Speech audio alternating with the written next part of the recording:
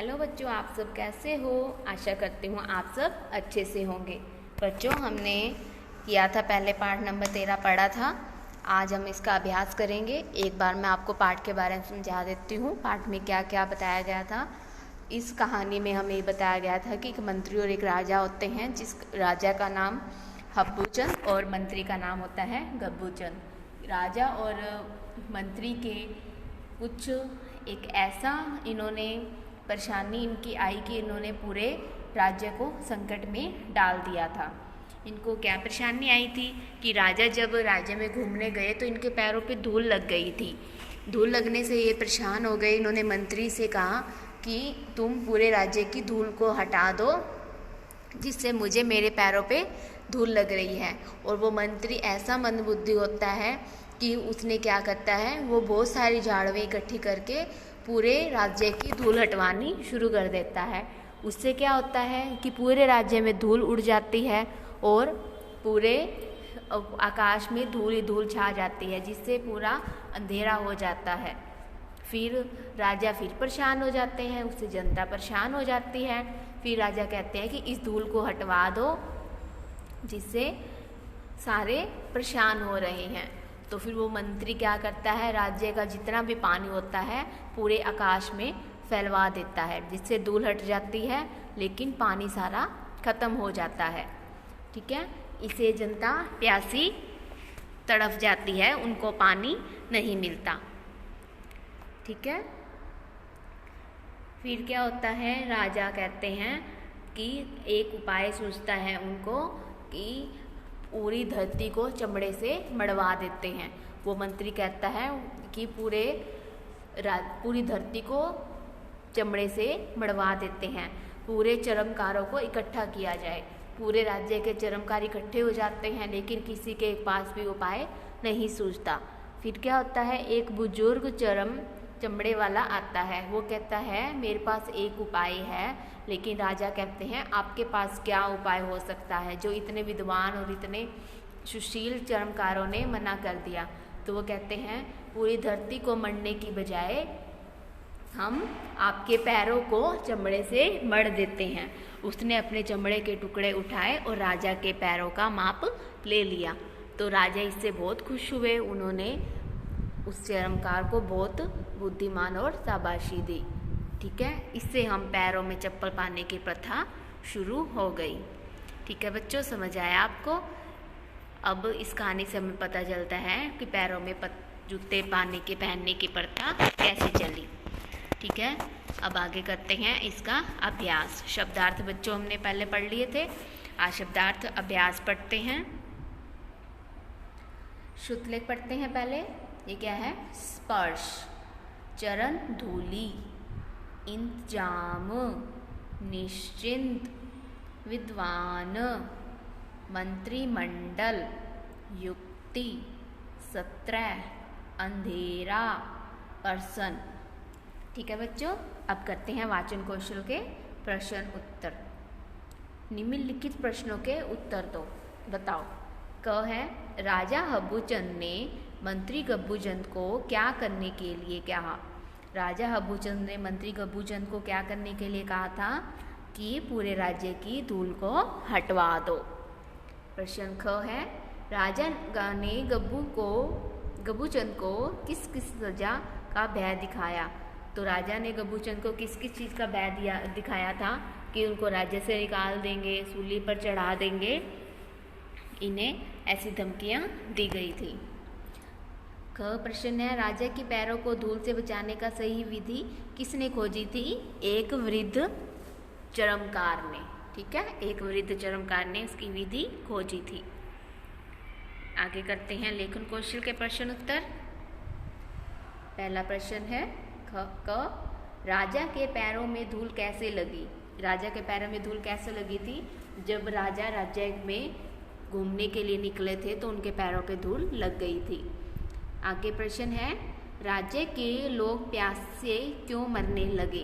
राज्य के लोग प्यास से क्यों मरने लगे थे, क्योंकि पूरे राज्य से धूल हटवाने के लिए पानी का छिड़काव किया गया था, जिससे पूरे राज्य का पानी खत्म हो गया था, इसीलिए लोग प्यासे मरने लगे थे।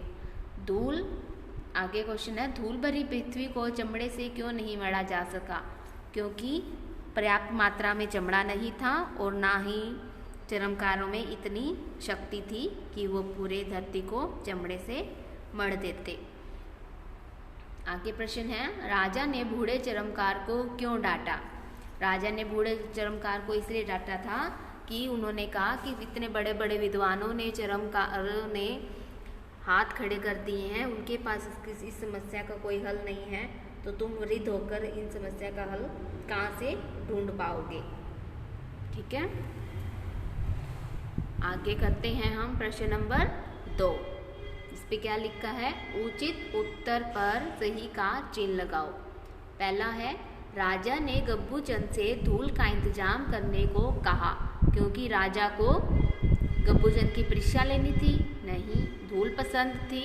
नहीं, क्योंकि धूल पसंद नहीं थी। ठीक है, धूल पसंद नहीं थी, तो इसको टिक मार्क कर देंगे हम।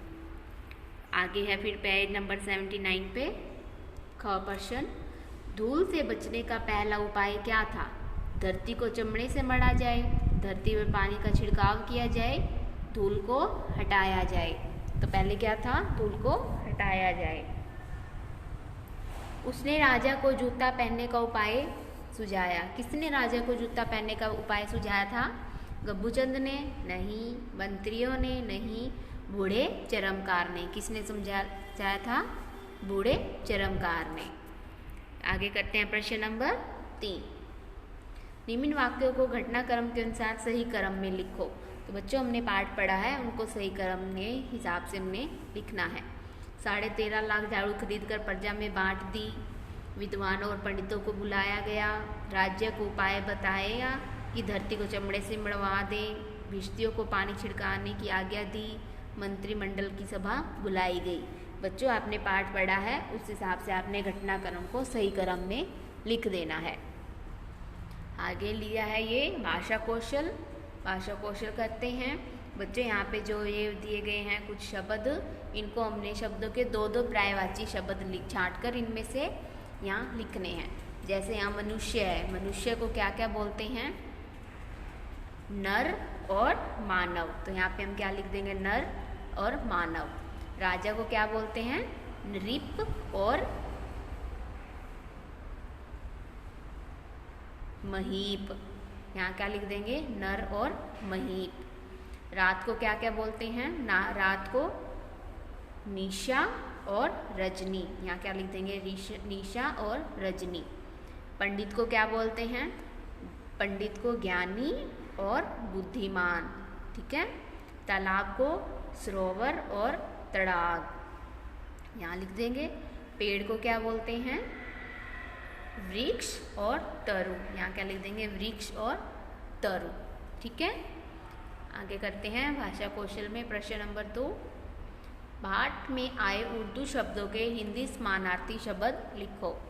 पाठ में जो उर्दू शब्द के हिंदी शब्द के समानार्थी शब्द लिखने हैं।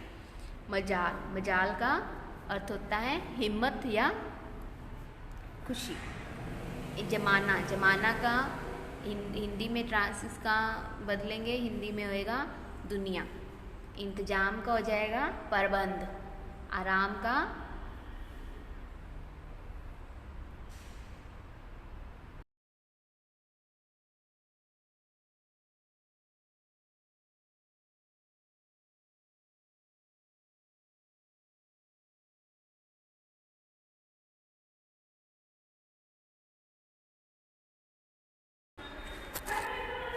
चैन या विश्राम। आराम का क्या हो जाएगा? चैन या विश्राम।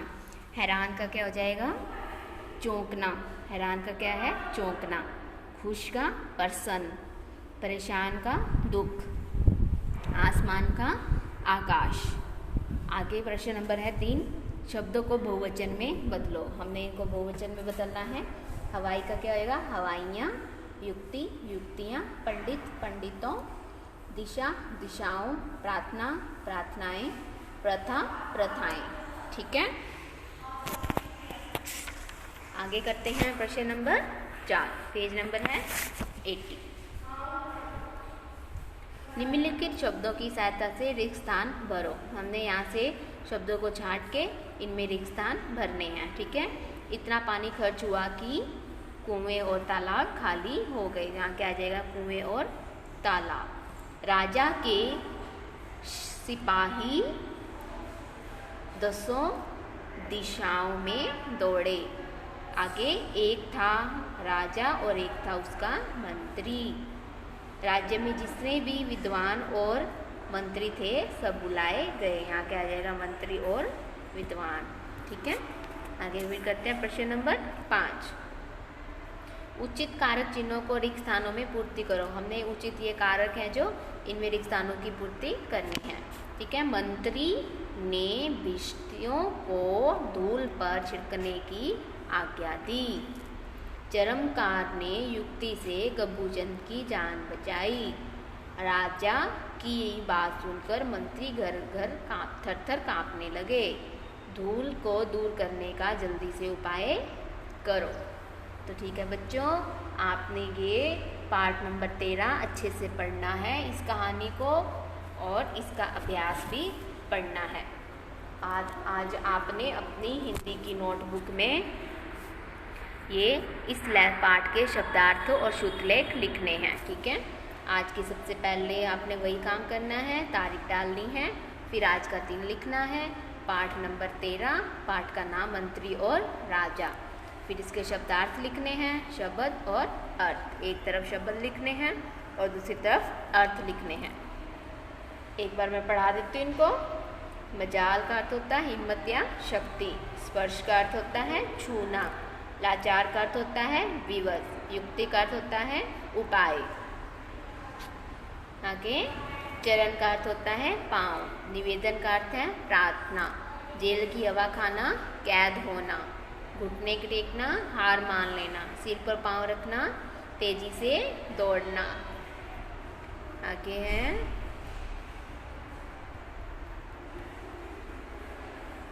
प्रथा। प्रथा का अर्थ होता है रिवाज। शुद्धलेख करते हैं आगे, जैसे अभी पहले पढ़ाए थे।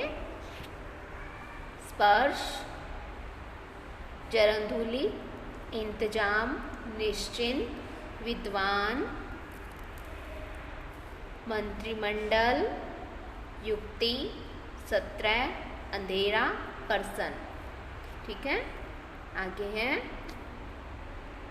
घुटने, पृथ्वी, होशियार, कीचड़, प्यासे।